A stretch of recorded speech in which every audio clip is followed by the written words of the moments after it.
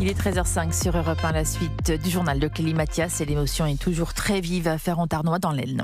C'est là où la jeune Chloé de 14 ans a été tuée de plusieurs coups de couteau hier sur le chemin du collège.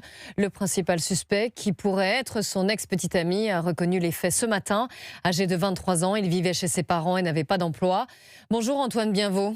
Bonjour Clélie, bonjour à tous. Vous êtes l'envoyé spécial d'Europe 1 à Ferrand-Arnois. Vous avez enquêté sur ce suspect que les collégiens de la commune semblent bien connaître. Oui, et ces élèves que j'ai pu interroger devant le collège de Chloé, eh bien, ils nous décrivent un suspect au profil inquiétant. Car selon eux, cet homme de 23 ans placé hier en garde à vue aurait déjà à plusieurs reprises menacé des jeunes filles mineures de la commune sur les réseaux sociaux. Un harcèlement violent répété qu'aurait aussi subi Chloé, assure Thomas, 14 ans, ami d'enfance de l'adolescente. Il l'a fait à des potes à moi, filles. Il l'a fait à ma copine, ma belle-sœur. Il disait toujours les mêmes phrases, je vais te violer, je vais te massacrer, je vais te mettre dans mon coffre. Chloé, elle a déjà eu ces messages-là, mais elle a jamais...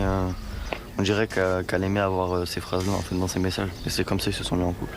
Et j'espère juste qu'il aille en prison si c'est lui.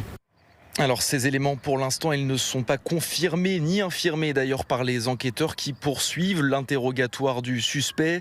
Devant le collège, plusieurs gendarmes sont présents depuis ce matin sous le regard de parents parfois inquiets comme cette mère venue déposer sa fille à l'école. C'est un choc quoi, il y a émotion, surtout pour les parents. T'envoies ton enfant au collège, tu penses qu'elle va au collège et enfin quand tu la revois pas au soir, c'est un drame quoi.